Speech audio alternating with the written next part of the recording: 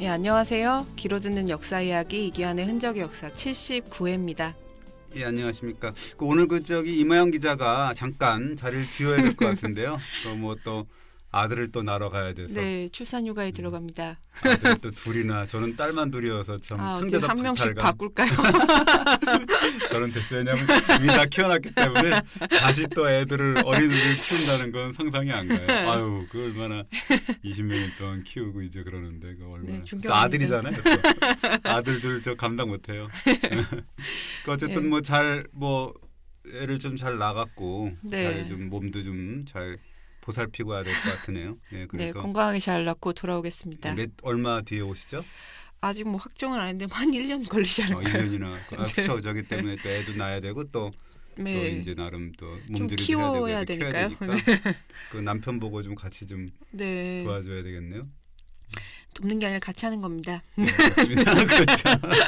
잘못 얘기하면. 네. 네, 그렇습니다. 예. 네, 그래서 오늘 마지막 일단 당분간은 네. 딴 분이 해야 될 것 같은데 어쨌든 잘 다녀오시기 바랍니다. 네, 감사합니다. 네, 오늘은 그래서 얘기를 해야 되니까 안평대군 이야기를 좀 해보려고 네. 하는데요. 며칠 전에 의미심장한 기사가 하나 떴거든요. 이게 1999년에 도난당한 삼국유사 기이편이라고 있습니다. 기이편이라는 게 이제 그 삼국이라든지 삼국시대의 나라들에 대한 되게 이상하고 재미있는 이야기들을 이제 엮어놓은 삼국유사 편인데 네. 그 기이편을 소장하고 있던 사람이 이 도난문화재 은닉죄로 검거가 됐습니다. 그러니까 도난당한 지 지금으로 하면 17년 만에 검거됐다는 거죠? 예, 그렇습니다. 이 사람이 이제 삼국 유사를 훔친 사람이 있었는데 그 네. 사람으로부터 물건을 사가지고 방한 천정에 이제 숨겨오다가 이제 17년이 지났으니까 이제 공소시효가 끝났다 이렇게 생각을 하고 예. 지난 올 1월에 경매시장에 출품을 했다가 이제 들통이 난 거죠. 그래도 천만 다행이네요. 잡혔으니까요. 예, 그렇습니다. 그 문화재 공소시효 이 얘기는 이제 나중에 잠깐 말씀드릴 기회가 있고요. 이 삼국유사 이야기하면서 왜 안평대군이냐 이렇게 뜬금없이 생각을 하겠지만 관계가 약간 있는 것이 네. 이번에 이제 삼국유사 같은 국보급 문화재 이게 이제 도난됐다가 가까스로 찾았잖아요. 이게 이제 정말로 국보 238호로 지정된 문화재가 하나 있습니다. 안평대군의 글씨인데 이른바 그 소원화개첩이라는 유물이 있어요. 근데 이게 도난돼 가지고 15년 이상 지금 행방이 묘연하다는 겁니다. 그래서 이번 주에 이제 안평대군의 작품 이런 거 삶과 작품을 좀 알아보고 이 도난당에서 이제 행방불명된 소원화개첩이라는 작품이 어떤 작품인지 그걸 한번 알아볼까 합니다.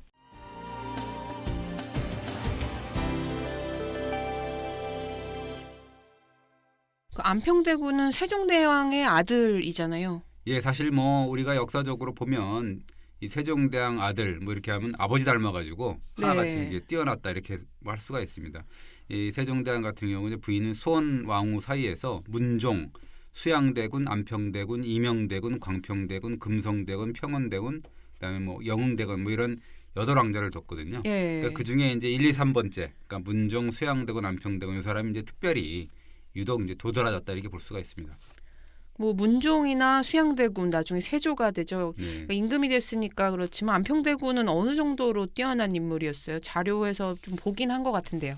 예, 그렇습니다. 그 동시대 인물 중에 이제 최항이라는 분이 있어요. 그분이 이제 안평대군 인물평을 썼는데 뭐라고 썼냐면 유독 안평대군의 글씨가 자연미를 방불케 하니 불세출의 사람이다 이렇게 아주 극찬을 합니다. 그리고 동방의 서도를 일으켰고 중국 조정의 선배들 또한 이 안평대군의 글씨 한 장씩만 얻어도 가첩 그러니까 이게 갑오로 남기는 문서거든요. 그걸 만들어서 보배로 사랑하고 모방하고 또 비교하려고 하는 사람 이런 사람들이 얼마나 많은지 모르겠다라고 이제 소개를 했습니다. 중국에까지 알려졌다는 거네요. 예, 그렇습니다. 이 1450년 이게 세종 32년인데 당시에 명나라 사신 중에 그 조선에 오는 사람인데요.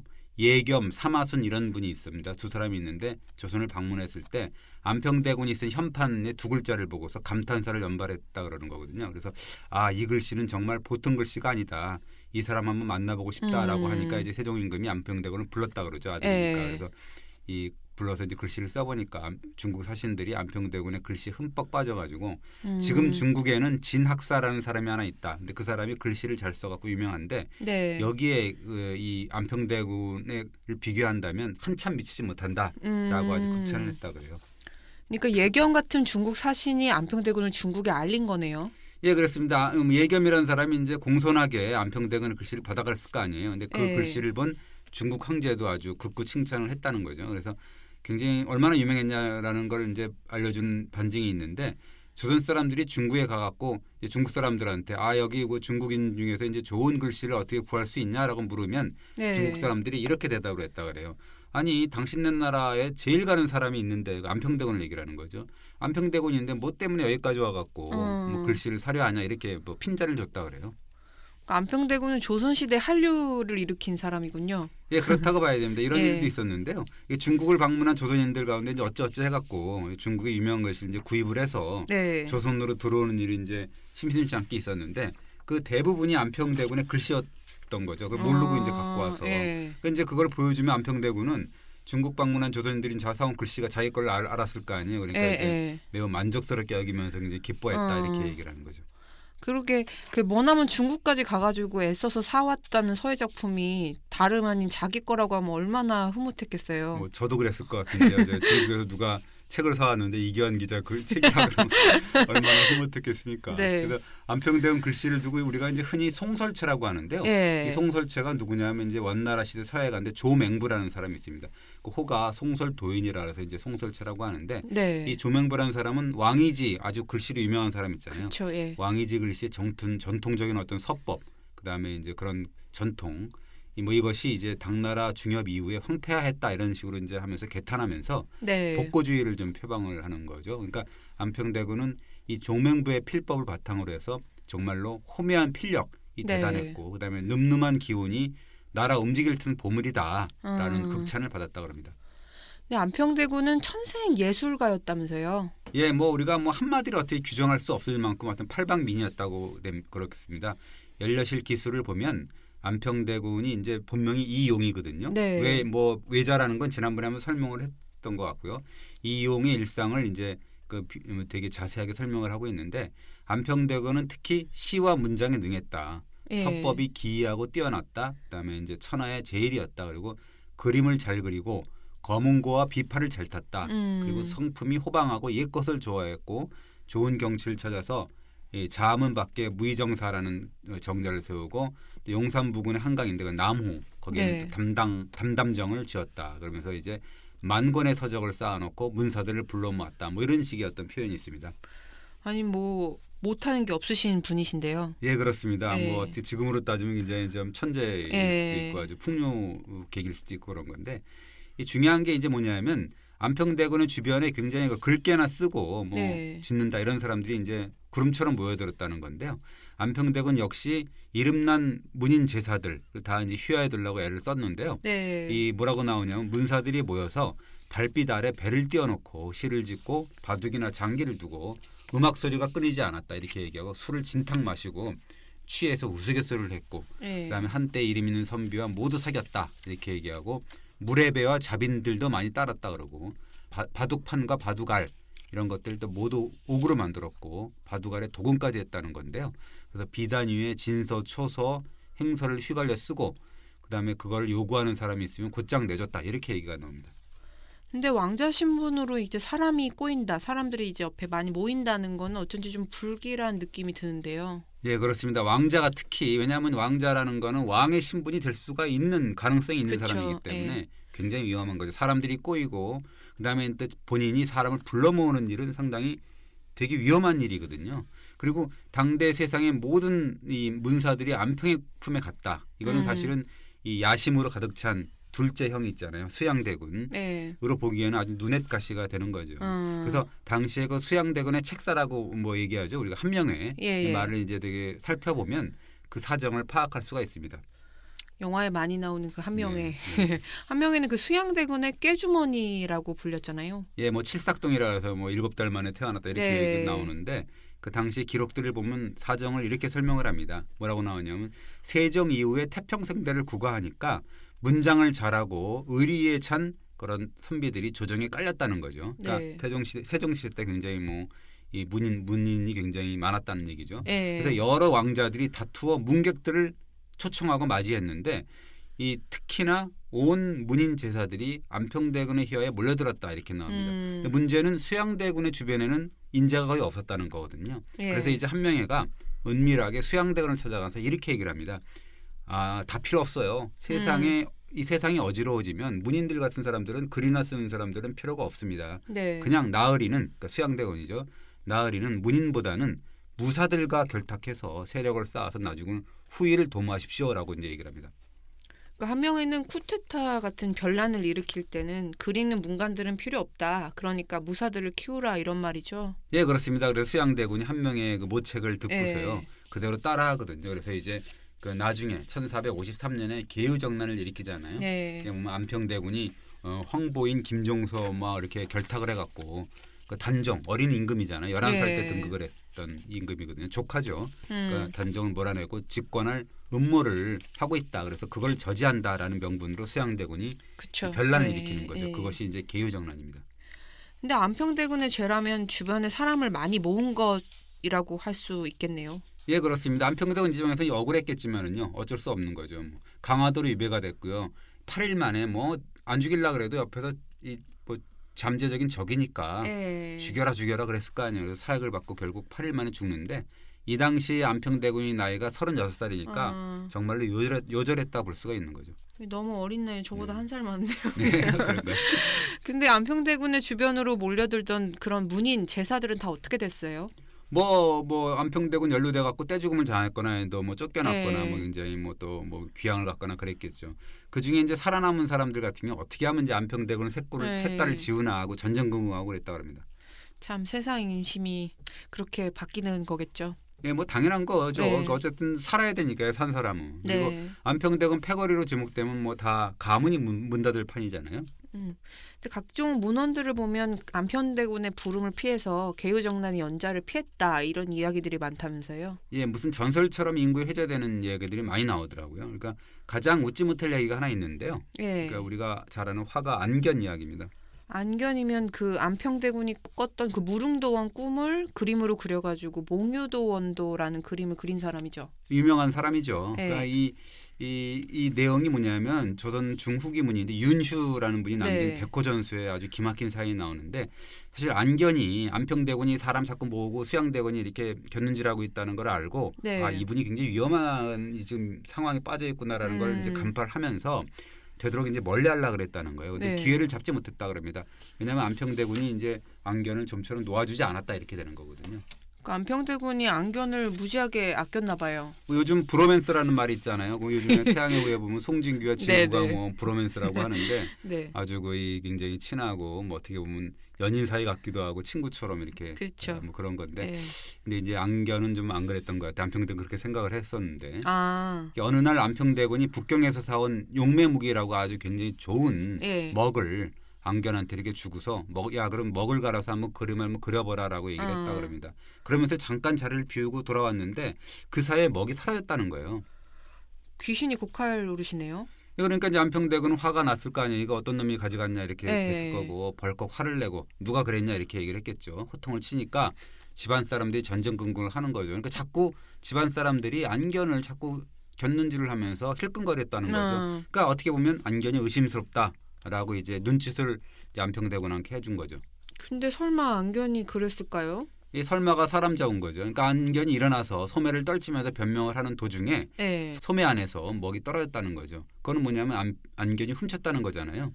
굉장히 안평대군이 배신감을 느낀 거죠. 그래서 불같이 화를 내면서 너는 당장 내 집에서 나가서 얼씬도 하지 마라라고 쫓아냈다는 거죠. 안견이 기다렸다는 듯이 이제 집으로 돌아가서 두문불출을 했는데 이 에피소드가 당시에 장안의 화제가 돼서 퍼져서 나름 더 수양대군한테도 들어갔겠죠. 그럼 설마 그게 안견이 스스로 꾸민 거였던 거예요?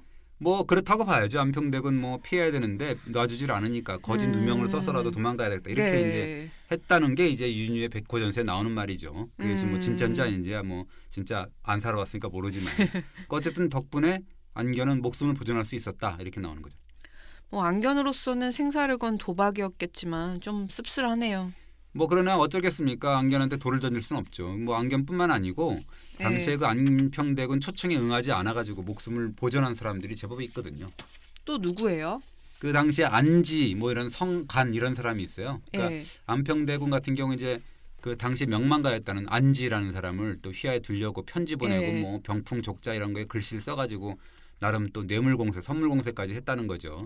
근데 이제 안지가 말로만 한번 찾아뵙겠다라고 대답을 하면서 끝내 네. 가지는 않았다 그럽니다. 그러니까 어느 날 안평대군 처소에서 여러 문인들이 이제 글을 짓고 글짓기를 하고서 논쟁을 벌였다는데 어느 글이 좋니 나쁘니 하면서 네. 그러니까 안평대군이 야 이거 그러면 안지라는 사람이 굉장히 글이 굉장히 좋으니까 한번 그 사람한테 물어보자라고 했대요. 근데 여기서 이제 안지가 기지를 발휘하면서 뭐라 그러냐면 가져온 글들을 보고 일부러 잘 쓴 거는 못 썼다 그러고 못 쓴 거는 잘 썼다 그랬다 그러는 거죠.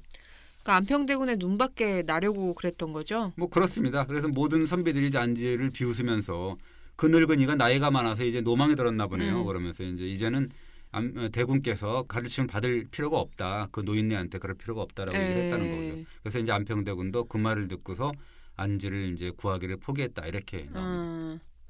그 성간이라는 분은 왜 안평대군의 부름을 거부했어요? 이 성간이 누구냐면 용제총화를 쓴 성현의 형입니다. 되게 지독한 책벌레여서 예. 책만 읽다가 시름시름 앓고 결국 죽었다는 아주 그 책벌레거든요. 굉장히 예, 대단한 엄청난 분이죠. 분이네요. 예. 그러니까 뭐 30몇 살에 죽었나 그런데요. 예. 생전에 하여튼 안평대군이 성간의 명성을 듣고서 굉장히 친해지려고 아주 무지하게 노력을 했다는 건데요. 그래서 이제 성간을 불러갖고 해보니까 정말 시가 좋고 그러니까 이 흠뻑 빠졌다 그래요. 근데 이제 성간 어머니가 안평대군을 만나고 온 이 성간한테 네. 다시는 만나지 마라 가지 마라고 아주 신신당부를 했다 그럽니다. 왜 그랬을까요? 성간 어머니가 뭐라 했냐면 왕자의 도리는 문을 닫고 손을 멀리하고 그러니까 스님을 멀리하고 근신해야 된다. 그런데 안평대군은 이상하게도 사람을 와서 굉장히 벗을 삼느냐 이거는 반드시 네. 죽을 꾀다. 너는 같이 사귀지 말라 이랬다는 거죠. 그러니까 어머니 말을 듣는 성간이 이제 안평대군 몇 차례 초청을 했지만 끝내 가지 않았다는 거죠. 근데 어머니 말이 꼭 맞았네요. 예, 그랬습니다. 뭐 이 엄마가 아주 굉장히 이 해안을 갖고 말한 거. 잘못하면 이제 성간 당사자만 죽는 게 아니라 예. 성간도 뭐 일찍 죽었다 그러니까 나중에 가문이 문을 닫잖아요. 그렇죠. 그러니까 그러게 굉장히 중요한 거죠. 그래서 어머니 말씀이 가문 전체를 살렸다 이렇게 볼 수가 있습니다. 그러니까 이제 개유정난이 일어나서 안평대군이 사약받고 죽은 다음에는 안평대군 이야기가 쏙 들어갔겠네요.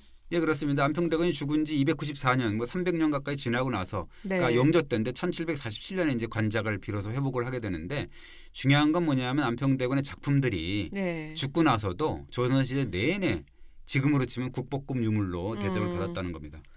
하기야 뭐 안평대군은 시서화의 모두 등에서 3절이라는 명성을 얻었고 또 조선의 서해 4대라는 타이틀도 있잖아요. 예, 뭐 우리가 잘 아는 외워야 되는데 조선의 4대 서해가라 그러면 전기 특히 네. 양사원, 김구, 한석봉 이런 분들이 있는데 그 이제 그 중에 이제 안평대군이 으뜸이다 이렇게 볼 수가 있는 거고요. 하여튼 앞서 언급했던 최항, 박평년 이런 사람들이 굉장히 이제 동시대 문인학자들이 안평대군을 굉장히 이제 칭찬하고 그랬는데 후대에도 지금으로 말하면 속된 말로 보면 안평대군 빠, 네. 뭐 안빠라고 한다 그러면 그런 안빠들이 많았다 그럽니다.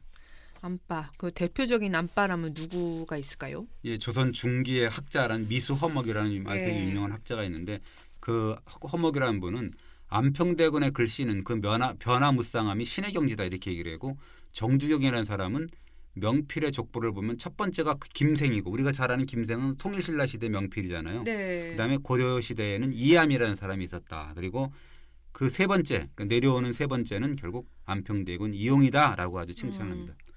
중흥군주 정조도 안빠라면서요, 맞아요? 예, 아주 그 정조가 요즘 좀 엄지척했다는 건데요. 네. 안평대군의 글씨는 조선의 명필 중에서도 으뜸이다라는 걸 말할 나위가 없다. 글씨의 모양새가 고상하고 점액이 근엄하고 강건하면서도 원활하고 우아하면서도 아름답다. 그리고 안평대군은 쪽제비탈로 아주 흰 종이에 글씨를 썼는데 오로지 한석봉만 그 묘미를 깨달았다 이렇게 나옵니다. 그러니까 뭐 너도 나도 안평대군의 작품, 소장품을 구하나 혈안이 됐겠네요. 그래서 이제 안평대군의 작품을 갖고 있었다는 건 곧 사대부의 자랑이자 로망이었다 이렇게 얘기를 합니다. 그러니까 예컨대 송중길이라는 분은 그 이 약간 연배가 위인 이후원한테 보내는 편지에서 저에게도 안평대군의 친필이 있습니다라고 자랑하는 편지를 씁니다. 뭐라고 그러냐면 저에게도 비해당이 누구냐 안평대군의 호거든요. 친필이 있는데요. 네. 형께서 형이라는 게 이후원이라는 사람을 얘기하는 건데 형께서 보신다면 형의 기호품이 아무리 많다 한들 단연코 이것을 능가하지는 못할 것입니다라고 아주 자랑을 합니다. 근데 백사 이양복이 안평대군의 책을 해적판으로 마구 찍어냈다. 이건 무슨 얘기예요? 이양복 유명한 분이잖아요. 예. 그 안평대군이 쓴 책을 일일이 이제 베껴가지고 그거를 또 이렇게 활자로 만들었다는 거죠. 그래서 이게 인쇄본으로 여러 책을 찍어내려고 그러는 거죠. 네, 지금 인쇄본 만들려고. 그런데 이제 그 인쇄본을 구하는 게 사대부들이 앞다퉈서 아주 달려왔다 그러는 거죠. 지금으로 치면 이제 불법 복제물, 해적판을 마구 찍어낸 거네요. 근데 지금이라면 저작권법으로 큰 처벌을 받아야 했을 거 아니었을까요? 백사가 지금 태어났으면 아마 큰일 났겠죠. 예. 아주 그 나쁜 사람으로 했을 건데요. 네. 그 당시에 이제 이 정상 첨작의 여진이 있습니다. 왜냐하면 그 착복을 한 게 아니라 해적판 찍어내 갖고 예. 훈련도감의 비용으로 충당을 했습니다. 아. 이 양복이. 그래서 그 안평대군 해적판 팔아가지고 그랬다는 네네. 거니까 어떻게 보면 지금이라도 다소간 음. 정상 첨작의 여진이 있다고 할까. 자기 거를 이렇게 예. 착복을 하진 않았으니까. 근데 어쨌든 안평대군의 작품이 얼마나 귀한 대접, 귀한 취급을 받았는지 알 수 있네요. 네, 그렇습니다. 윤군수라는 분은 예. 이 안평대군이 쓴 표제를 쓴 책하고 족자를 보고서 필액이 정밀하고 광채가 난다. 그래서 이 사람들을 환하게 비추는 작품이다. 모두 희귀한 보물이다. 이렇게 얘기하면서 지금도 사람들이 안평대군의 글씨가 있는 작은 조각 하나만이라도 얻으면 너나 할 것 없이 커다란 옥 같은 진귀한 보배로 여긴다라고 하면서 자기가 이 아까 얘기했던 윤군수 얘기하는데요. 예. 자기는 친구가 선물로 준 안평대군의 책과 족자를 모두 잊어버려서 너무너무 가슴이 아팠다 이렇게 얘기를 하면서 겨우 하나 얻은 게 있는데 아직 표지 장식을 못해서 부끄럽다라고는 토로하는 그런 내용이 있어요. 근데 대단하네요. 근데 안평대군이 근데 자기가 쓴 작품은 물론이고 다른 작가의 작품을 엄청나게 사들인 수집광이었다면서요. 예, 그랬다 그럽니다. 자기 글씨뿐만 아니라 중국 서화가들 작품 이렇게 다 소장하고 있었는데, 하여튼 뭐 누가 좋은 작품을 갖고 있다 그러면 무슨 수를 써서라도 비싼 돈을 주고 구입을 했다는 거죠. 그리고 다른 사람한테도 자랑을 하고요. 예, 그렇습니다. 뭐 이 신숙주한테도 자랑을 했다는 건데 언젠가 이제 소장품을 모두 꺼내 갖고 신숙주한테 모두 보여주면서 한껏 과시했는데 이거 내 천성이 수집하고 소장을 좋아하는데 이게 병인 것 같아요. 10년 동안이나 수집해서 이만큼 네. 모았어라고 했습니다. 안평대군은 수집 덕후라는 걸 자랑한 거네요. 요즘 뭐 덕후라는 말 많이 쓰는데요. 신숙주한테 덕밍아웃을 했다고 요즘에 할 수가 있겠네요. 덕밍아웃이라는 말도 있네요. 내가 덕후임을 자랑한다는 걸 덕밍아웃이라고 한다면서요. 네. 어쨌든 내가 이렇게 모았다는 걸 자랑한 거니까 네. 덕밍아웃 한 거죠. 그래서 이제 아주 자기가 얼마나 잘 모았는지를 이제 소개하면서 시간 가는 줄 모은 내용이 쭉 나와요. 네. 거기 보면 이제 작품이 그 중국 작가 35명 작품 222축 이렇게 네. 뭐 소개가 나옵니다. 그러니까 안평대군이 근데 수집녀를 과시하면서 끝에 덧붙인 한마디가 의미심장했다면서요. 네, 그렇습니다. 물건이란 것이 완성되고 훼손된 것이 다 때가 있고 모이고 흩어지는 것도 운수가 있다. 오늘은 이렇게 다 모았지만 나중에 훼손되고 또 흩어질 수도 있지 않느냐. 어찌 알겠느냐라고 네. 이제 말을 해요. 그러니까 이렇게 애지중지 모아놨는데 나중에 어떻게 될지 아무도 모른다 이렇게 말한 거네요. 예, 그 말이 맞잖아요. 기후가 그러니까요. 아니었죠. 예. 개의정난으로 사사된 뒤에 안평대군이 갖고 있던 그 예장품들, 자기 예. 작품들이 모두 몰수가 됐거든요. 예. 뭐 물론 이제 그 중에 이제 일부가 시중에 흘러나오는 것들 그런 게 있어서 아까 윤군수의 언급을 보면 안평대군이 소장하고 있던 서척과 명화, 예. 서적 중에 몰수되었다가 세상에 흘러나온 것도 또한 적지 않았다. 그런데 모두 인장이 있고 낙관이 있어서 알아볼 수 있었다라는 뭐 이런 말이 나옵니다. 안평대군이나 작품이나 소장품뿐만 아니라 쓰던 물건도 보물급 대우를 받았어요. 예, 그렇습니다. 그 안평대군 옛 별장터 뭐 나중에 이제 개의중난으로 죽고 나서 이제 폐허가 됐을 거 아니에요. 네. 집이. 네. 그런데 그 별장터에서 이제 밭을 갈던 농부가 물건을 하나 출토를 했는데 거기 보면은 이제 벼루였다는 거죠. 굉장히 오래된 벼루고 예. 이거는 정말 이 보통 사람이 갖고 있던 물건이 아니다. 별장에 예토해서 얻었으니 이건 결국 안평대군의 물건이었다라는 기록이 나와요. 근데 이 벼루는 누구 소유가 된 거예요? 이런 에피소드를 전한 게 이제 윤군수라는 사람인데 네. 이 문제의 벼루가 안평대군의 옛 별장에서 출토가 됐는데 그 땅이 당시에 그 승지 그 박동렬이 소유하고 있었다는 거죠. 그래서 벼루가 이제 박동렬이라는 사람의 것이 됐다 이렇게 기록이 나옵니다. 그러면 이제 박동열이라는 사람은 엄청난 유물을 발굴해낸 거잖아요. 예, 그래서 이제 윤근서라는 사람이 안평대군의 벼를 소유한 박동열이라는 사람을 무지무지하게 부러워하고 있는데요. 예. 뭐라냐면 안평대군이 죽은 지 100여 년이 넘었고 그 후손은 남아있지 않다는 거죠. 예. 근데 벼루는 박군의 소유가 됐다. 이거 박군이라는 건 박동열. 이 박군은 한창 문필로 세상의 이름을 떨치면 날마다 글씨를 쓰고 있는데 그 벼루가 그런 박군한테 간 거는 정말 제자리로 찾았다라고 네. 할 수 있겠다. 이것도 참 운명이 아니냐라고 아주 부러워합니다. 그러면서 이 박군이 보물로 간직해서 이 영원히 이 박동열이라는 사람이 박남박씨인가 보죠. 박남박씨. 그래서 이 박씨 집안의 가보로 삼길 바란다라고 아주 덕담을 전하면서 자기가 참 목각즘을 한탄을 합니다. 정말 엄청 부러워하네요. 그러면서 이제 나는 언제 이런 귀한 물건을 예. 뭐 감상할 수 있겠냐. 나는 죽을 나이가 돼서 인제는 보는데 예. 나는 다시는 또 이 감상하지 못하겠구나. 인간 세상 돌아오면서 참 감기가 뒤따른다라고 아주 한탄을 합니다. 안평대군이 저지른 실수도 따라 있어요? 그 안평대군이 그러니까 취중에 금리라는 게 뭐냐면 금박가루를 그 악교풀에 갠 거거든요. 그래서 그 금박가루를 이제 검은 비단 흥건히 막 뿌려가지고 붓을 들어서 그 금리의 그 점 그거를 따라서 글씨를 계속 초소를 썼는데 아주 완벽하게 썼다는 거죠. 그런데 다른 글자들은 전부 그 금리를 가렸는데 얼마나 잘 썼으면. 근데 오로지 사람 인자 하나 이렇게 쓰면서 그 점액 3개, 금리를 3개 이렇게 쭉쭉 근 거를 가리질 못했다는 거죠. 그래서 이제 안평대군이 급히 붓을 이렇게 돌려가지고 그래도 이제 그 금리 3개를 이렇게 둔 사람 인자를 만들었거든요. 이게 단점을 숨기기 위한 건데 이것이 후세 사람들이 안평대군이 따라서 이 글자를 사람 인자로 잘못 알고 있어서 쓰는 그런 데도 쓰고 있는데 우리가 사람 인자를 쓰면서 저도 그런데 인자를 쓰면서 그 삐침에 3개를 이렇게 그 삐침을 하는 경우가 많아요. 그게 이제 그 안평대군이 옛날에 그랬다라는 거죠.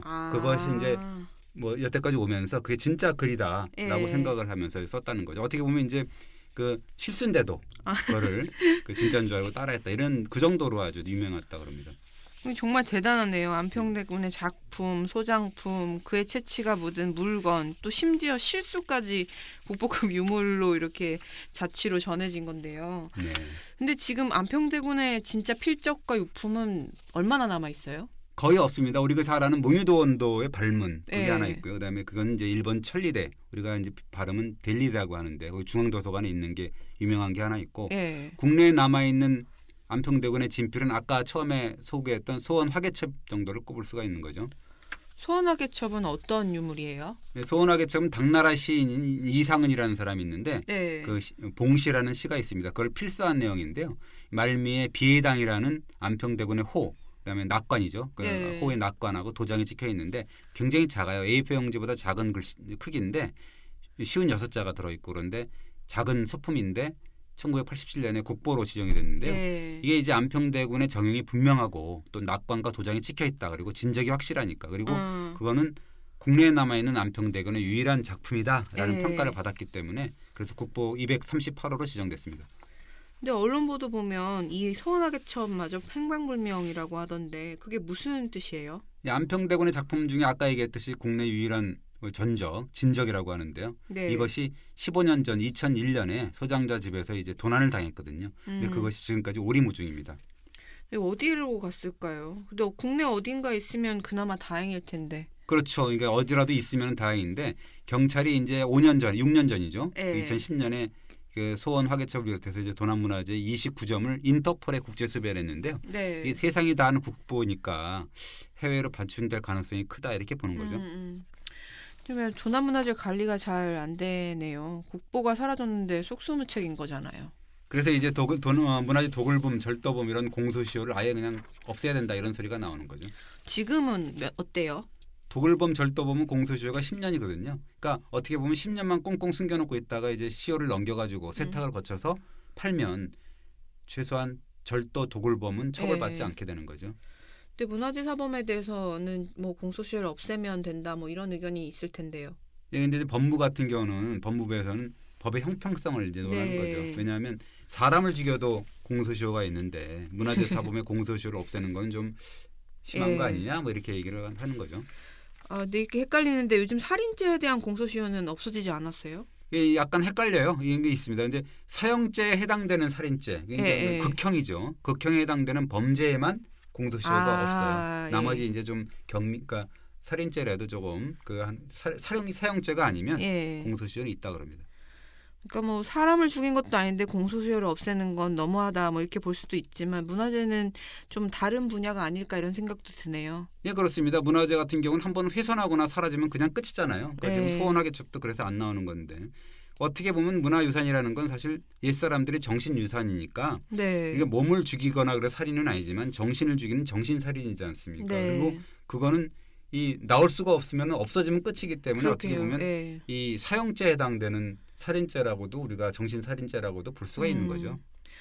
그 소원하유첩도 마찬가지겠네요. 훔친 자의 공소시효가 이미 끝나버렸으니까. 그렇습니다. 훔친 자의 공소시효는 끝났습니다. 그래서 이제 어떻게 보면 절도범이 내놓지 않으면 안평대군이 남긴 이 국보 이거는 이제 끝인데 이 뭐 하나 기대할 거 뭐 우스갯소리인데 뭐 이 안평대군이 무릉도원을 꿈꿔서 그린 게 목류도원도지 않습니까? 그러니까 소원하개첩도 행방도 안평대군이 어떻게든 꿈에 나타나갖고 누군가 꿈에라도 나타나서 가르쳐주는 방법밖에 없는 건 잘 모르겠습니다. 절도범이 내놓지 않으면 상당히 어려운 건데 이 되도록이면은 참 이게 빨리 나와가지고 어디인지 행방이라도 좀 알 수 있으면 어떨까 싶기도 하고 그래서 있는지 없는지만 일단 알고 그거에 하나만은 좀 이렇게 처벌을 면해서라도 어떻게 좀 행방이라도 좀 알면 어떨까 그런 객정은 소리까지 할 수 있는 그런 상황입니다. 그래서 이게 안타까운데요.